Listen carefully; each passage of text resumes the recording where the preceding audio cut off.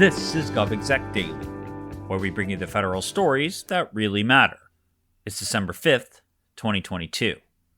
I'm Ross John Fortuné. The December calendar for Congress is full of government operations issues. The continuing resolution runs out on December 16th, and the National Defense Authorization Act remains unpassed as we record this episode. But the issue likely in the front of minds of federal employees is the issue still unresolved of the 2023 pay raise for feds. President Joe Biden initially proposed an average 4.6% pay increase for civilian federal employees in 2023 as part of his 2023 budget request in the spring. The White House formalized that figure with the August release of the alternative pay plan. Since then, federal employee groups and some lawmakers have urged the administration to adopt a more generous raise of 5.1% because of increasing inflation. Congress can pass a different pay raise number, but it is increasingly unlikely that Congress will ultimately override Biden's proposal and offer a more generous pay raise. Congress previously has largely been inactive on this topic. But there are a few steps that the White House still has to take to implement the 4.6% increase, and history suggests that the White House will, in fact, take those steps. GovExec senior reporter Erich Wagner covers the federal workforce. After a short break, he'll join me to discuss what still needs to happen for feds to get their 2023 pay raise.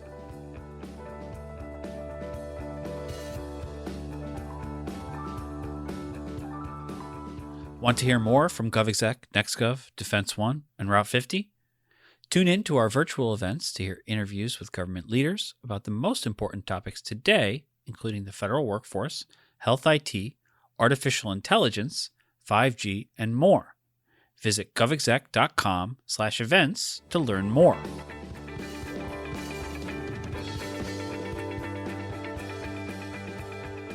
As the government shutdown looms in a few weeks, there is increased pressure on lawmakers to make deals on appropriations bills. But also, the end of the year approaches. It means that the clock is ticking on Congress and the White House to act on a pay raise for federal employees for next year. GovExec senior reporter Erich Wagner covers the federal workforce. He joins me now to talk about the next steps needed for feds to get their pay raise before the year ends. Welcome back to the program. Good to be here. So what was Biden's proposal? I know you've been on the show to talk about it before, but can you kind of refresh our memory?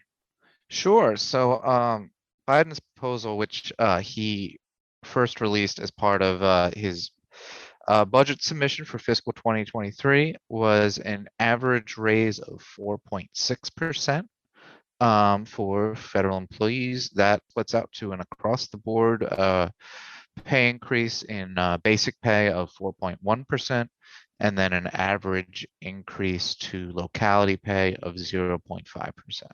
What still needs to happen for feds to get that number? So, it's a weird process. The president announces his pay plan, in the spring, like I mentioned, as part of the budget process. And then in August, the president has to sort of reiterate that plan as a so-called alternative pay plan that put in a document to sort of prevent some big automatic increases to locality pay from automatically taking effect because of the Federal Employee Pay Comparability Act, which is a law from the early 90s, late 80s.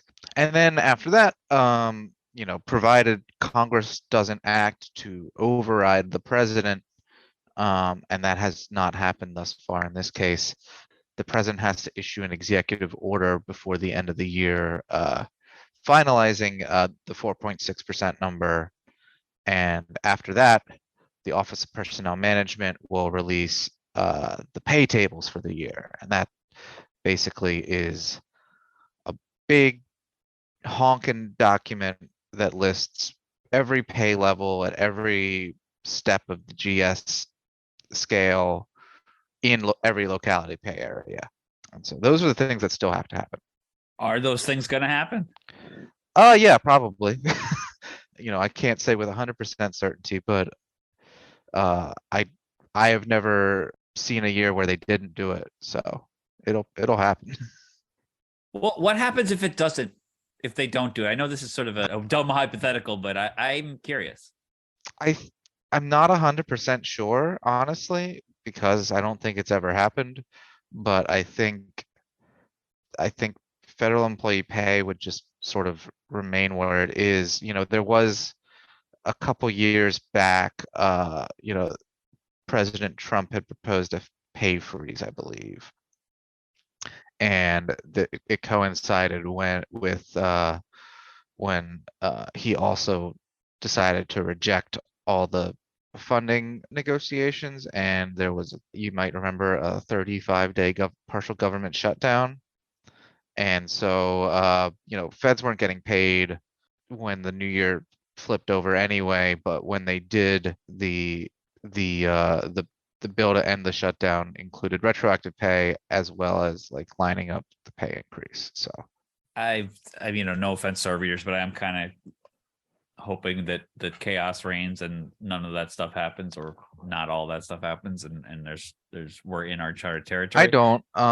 I'd like some time off at the end of the year. Yeah, I mean that's a nightmare for me too. The employee groups, unions, things like that. What have they said about this number? I know they always want it to be higher, but what have they? Their criticism of Biden to a certain extent has been blunted, I think, as compared to Trump. So, what has the reaction been to the pay raise from unions and employee groups? Well, they they are still, I think, hoping for a higher raise. They had been pushing for a average raise of 5.1%, which would have been the same increase to basic pay and then a 1.0% average increase in locality pay. And their argument is, hey, inflation was crazy this year.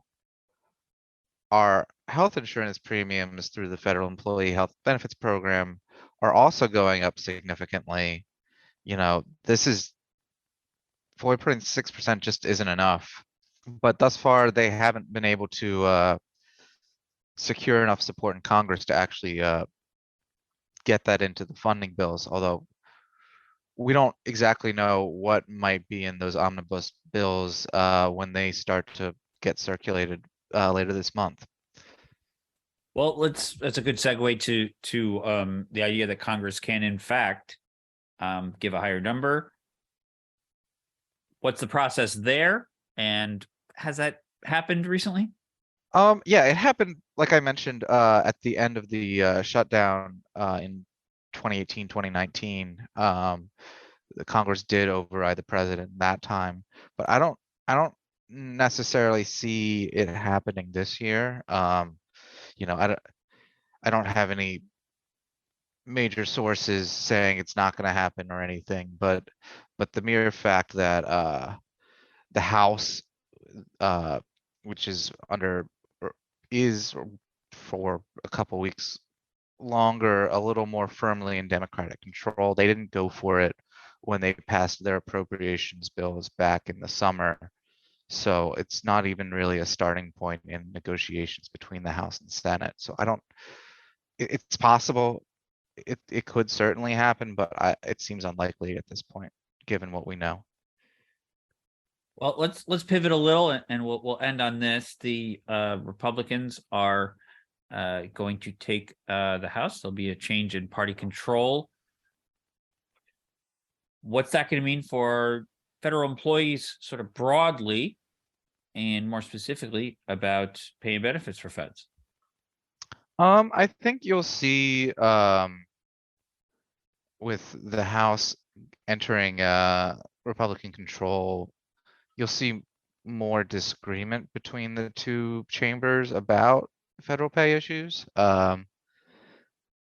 It might become one of the sticking points in negotiations in future years on spending issues. So far, it hasn't really come up yet, though, as something that the Republicans have promised, which is different from, say, some of the things that Republicans are already saying about trying to cut or delay Social Security benefits and using the debt limit as a chance to try to do that. So I don't know exactly what form it'll take, but you'll likely see some pushback from Republicans on some of these federal compensation issues as well.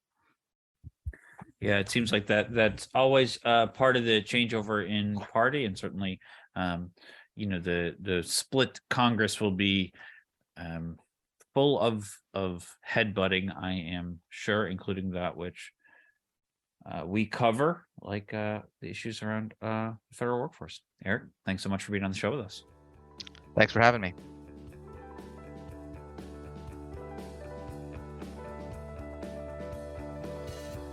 Thanks for listening to GovExec Daily. Our show was produced by Adam Butler and hosted by me, Ross John Fortuné. We want to thank Erich Wagner for joining the program. Our music is the song Signals by Catfish Dancing. Be sure to rate, review, and subscribe on Apple Podcasts or Spotify or anywhere else you get your podcasts. You can email us any feedback at podcast@govexec.com or hit us up on Twitter @govexec. We'd love to hear from you. We'll talk to you later.